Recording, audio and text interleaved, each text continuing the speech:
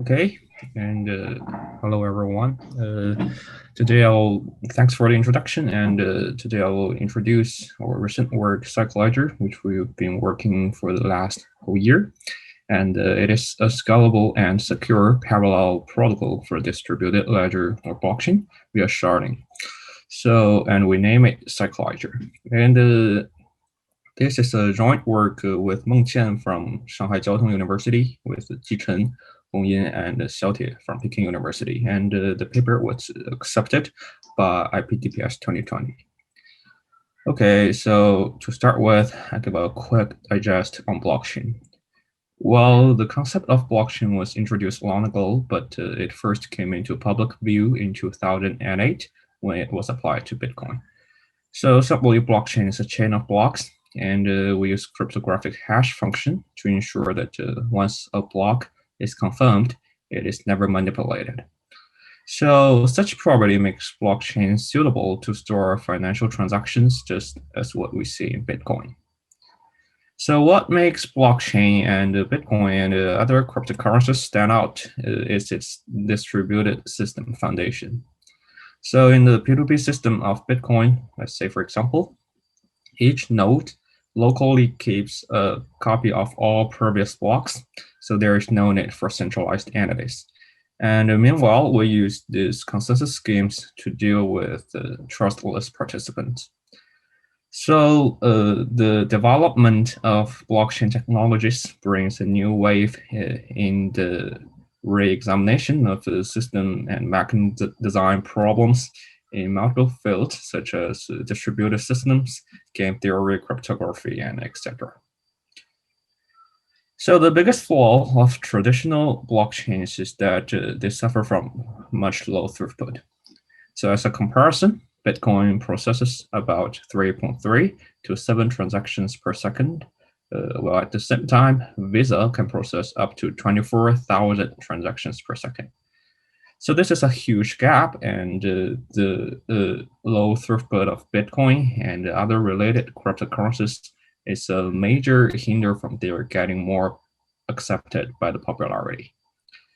So let's say Bitcoin. So the key problem in Bitcoin is that multiple miners, or let's say all miners, include transactions in their respective blocks, yet only one of these blocks is confirmed in the end. So this is a huge waste of computational resources. So a general idea is that can we generate blocks in parallel so that less computation is wasted and higher throughput is reached, so that we can somehow solve this issue.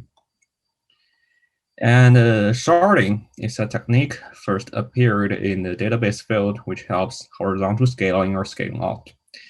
And recently, the sharding technique was brought into the field of blockchain.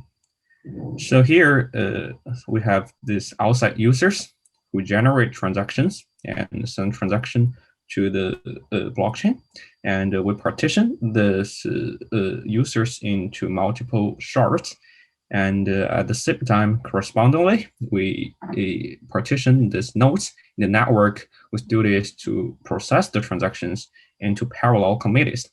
So each parallel committee corresponds to a shard, and the duty of the committee of nodes, is to maintain the status of all users within the shard, within the corresponding shard. So in each committee, we have a leader who is important role, and he or she needs to propose block of the committee to the blockchain, and meanwhile communicate with other committees. So these two duties are both important, and proposing blocks, there is no need to talk more about it.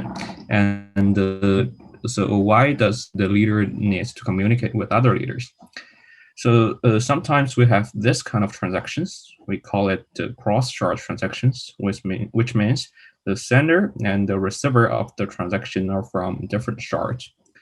So in order that nothing is messed up, these two committees, the two corresponding committees, or even more committees, need to communicate with each other to discuss on this single transaction. So by then, the leader will take the duty to do the communication among between these two committees. So we see that the leader is an important role in maintaining the good state of the blockchain. And thanks to sharding, existing sharding-based blockchains bring scalability, as if we have more nodes in the network, we may form more parallel committees, and so we can process more transactions within a certain period, which certainly means higher throughput. But the key weakness on these past protocols is that they suffer from low robustness. As we just said, the importance of a leader inside a committee. So in these protocols, committees with a malicious leader will just crash because if the leader does not work, there is no block proposed of the committee proposed onto the blockchain. So in these protocols, they have no way to solve this, and this is what our protocol CycLedger hopes to solve. So let's take an ideal case. So if there are only intra-shard transactions, which means all relevance of a transaction is within one shard, then we already have means in the distributed systems to detect a malicious leader, such as consensus scheme and the leader detection, or the leader detection scheme. So the key hardness is that when these two leaders are talking with each other, so suppose the Alice she's a malicious leader, and Bob is an honest leader. So Alice may cheat to Bob, and so we need someone to supervise Alice. That is why we introduce these partial set members who also participate in the communication between those two leaders. So this sounds sweet, but it is far from enough. So let's dig into the details. And so basically, the communication between two committees goes in the following form. So Alice first reaches a consensus inside her committee, and then sends the result to Bob, and Bob will again reaches a consensus within his committee and send the consensus back, and then the communication is finished. So there are two ways for Alice to carry out an attack. First is that Alice can simply conceal the consensus result to Bob. So this issue is simply solved by introducing these partial set members who also take part in the communication, and they always supervise Alice so that any concealing behavior will be detected. But the second kind of attack is a bit tricky. So Alice could just forge some members that does not exist in the network. So she forged some members, let's say X and Y, and reaches consensus on these members instead of the original members, and sends the fake result, of course, because she can manipulate X and Y, so she can manipulate the consensus result. So send the fake result to Bob. And as this committees are parallel, so Bob has no idea on Alice's committee. So Bob will never be able to detect this. And our solution is that we hope to introduce some prior knowledge of Alice's committee to Bob so that he may detect such an attack. So we use this semi-commitment scheme. So basically, the semi-commitment of a committee is just a hash on the member list. So before everything starts, these two leaders has to generate the semi-commitment of the corresponding committee and sends the semi-commitment to the other leader. So with the semi-commitment of Alice group in Bob's hand, Alice cannot carry out the same attack anymore because the misbehavior will be detected by Bob.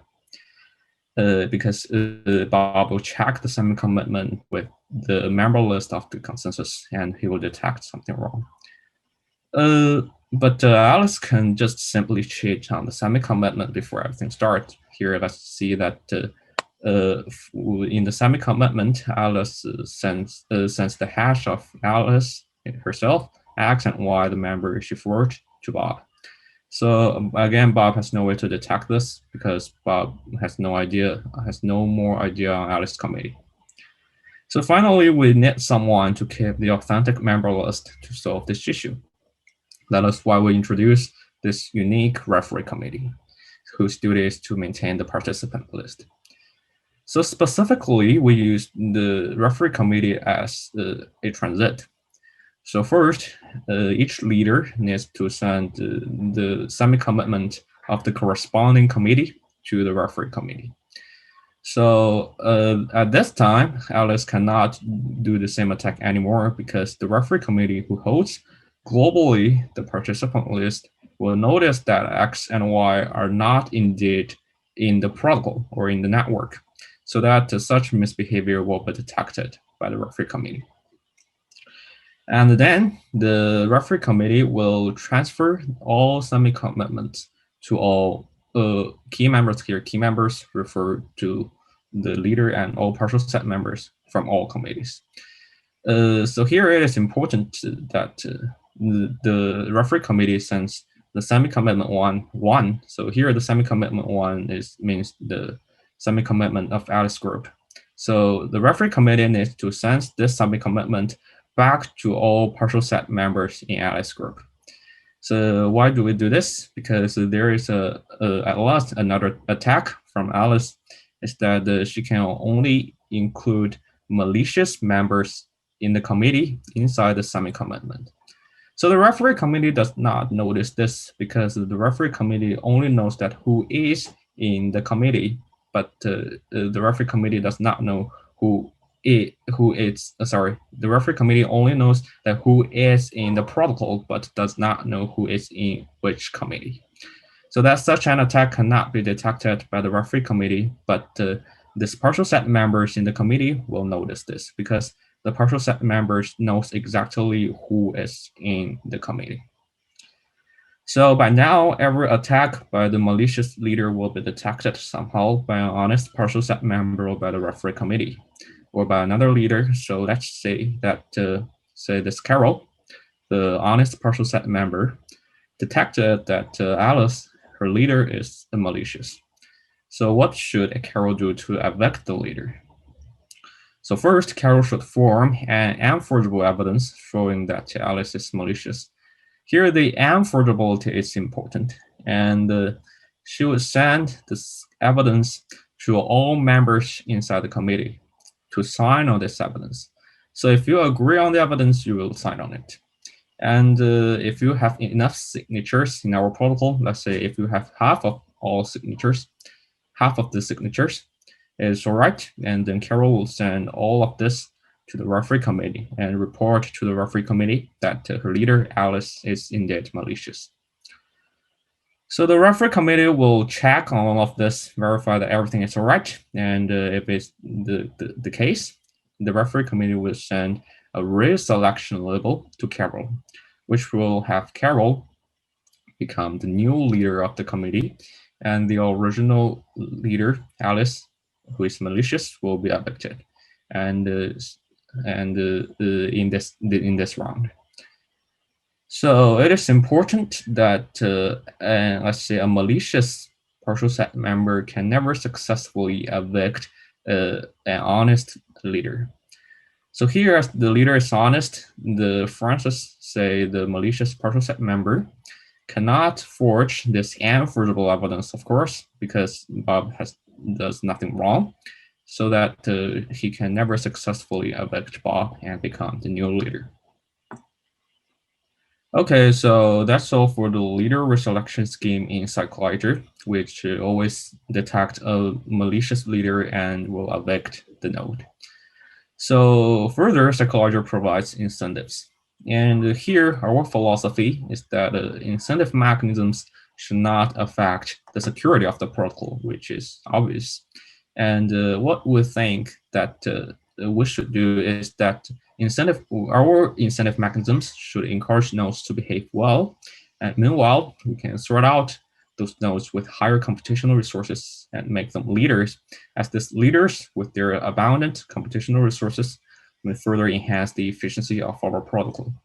And meanwhile, thanks to our leader reselection scheme we just covered yet, even if these leaders are malicious, there is no harm to the protocol because their misbehavior will always be detected, and these malicious leaders will be evicted again.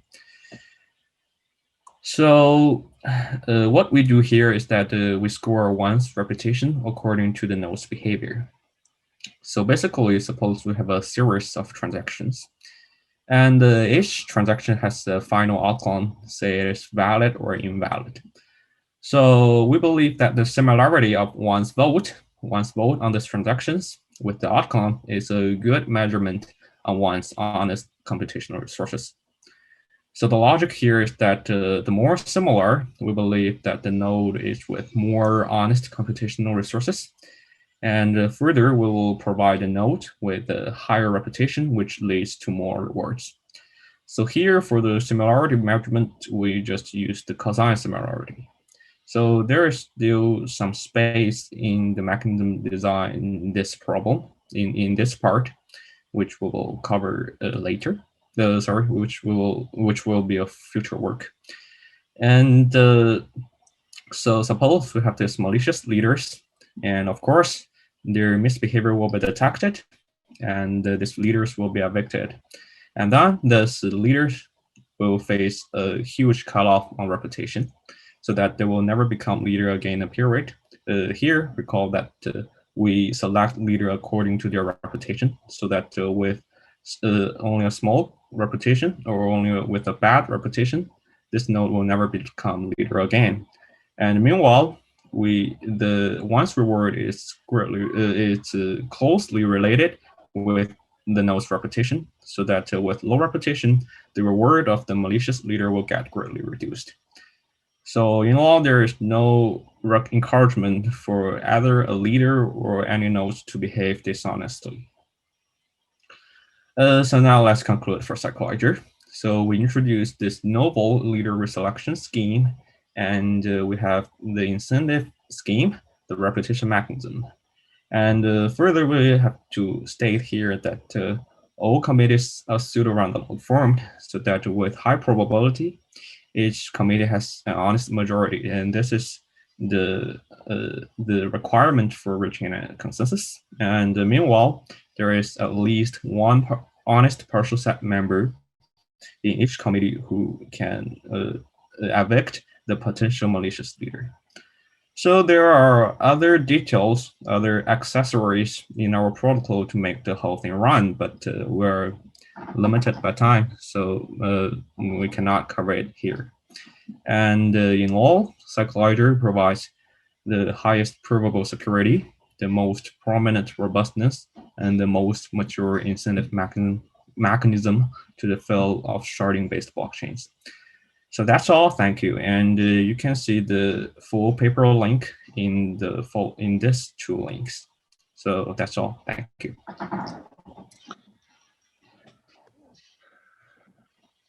Thank you, Zhaohua. It's a great talk. Now we will collect some questions for you. And the first question is: the referee committee looks interesting. Is it your original design? If not, what is the difference from previous works? And what about the capacity of CycLedger? Okay, so these are basically two questions. And for the first question, so I would say the referee committee is rather a novel design, because like in previous protocols, we also have, let's turn to the page. Okay, here.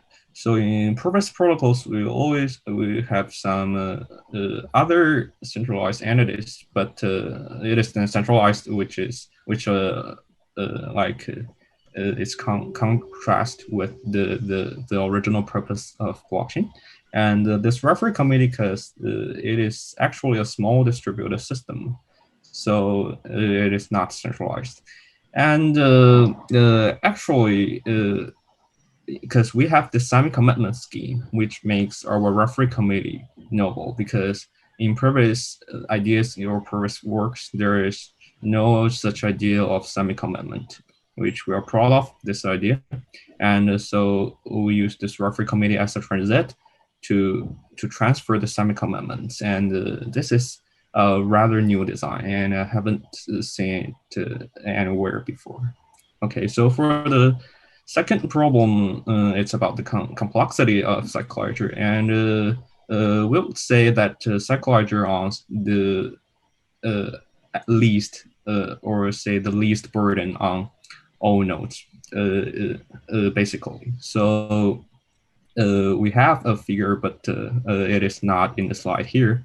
But actually, we did an accurate calculation, and we show that CycLedger has the least complexity, the least computation and communication complexity on all nodes, or sorry, on average. Yep. Is there any questions? Yeah, the third question, is it a pure theoretical work? Yep, it's a good question. So we haven't do any simulation yet, and we're not aiming to do so because we believe that this work is enough to present a good idea, the semi-commitment idea and the referee committee idea to the whole community, and we hope that such idea will provide more insights for further researchers. And so I believe this is a theoretical work. Okay, the fourth question, what does leader selection bring to CycLedger? What does leader selection mean to CycLedger? Yes. Yep. This is of course leader selection is I would say a key point of CycLedger. So comparing with previous protocols, they don't have the leader selection, so that if a leader is somehow malicious, the whole committee will just crash because the leader can just refuse to propose blocks, refuse to communicate with other leaders. But and this will cause their low robustness, as we just said here. Sorry, the low robustness. But in our protocol, even if there is a malicious leader, we will detect the malicious leader and we'll evict him and reselect a new leader. So possibly the new leader may be malicious and may be correct, but even if the new leader is malicious, we can evict him or her again, so that somehow, because we always have an honest partial set member. So actually, in the end, we'll always have an honest leader who will actually carry out the whole thing correctly. So this is, I would say, means really a lot to the robustness of sharding-based blockchains. Okay, and then we have last question. Compared with other blockchain schemes such as Algorand, how does the security of CycLedger look like? So there is, I would say, a natural shortcoming of those sharding-based blockchains, because as we divide the nodes into multiple shards, so in each shard we need to maintain the security. So this security performance can never behave better than those blockchain protocols with no sharding. So that is certainly the case, but I would say that so you say that Algorand there is no sharding in Algorand, and but I would say that CycLedger has the best security inside the field of sharding-based blockchains, because let's say that because we only require a honest majority inside each group. And there is no more requirement instead of besides this really easy to satisfy this property, as there is at least one honest partial set member in each committee, because suppose there are at most 1/3 of malicious nodes. So in the whole network. So if we have, let's say, 40 partial set members inside each committee, then this partial set member, the probability that all these partial set members are malicious is just negligible, I would say. So in all that CycLedger with regard of security, CycLedger can never behave better than those protocols with no shards, but with no sharding designs, but it has the best performance inside the sharding blockchains. Inside Okay. the failed sharding blockchains. Okay. Okay. Thanks for answering. Thank you. I think we can end our talk now. Thank you again.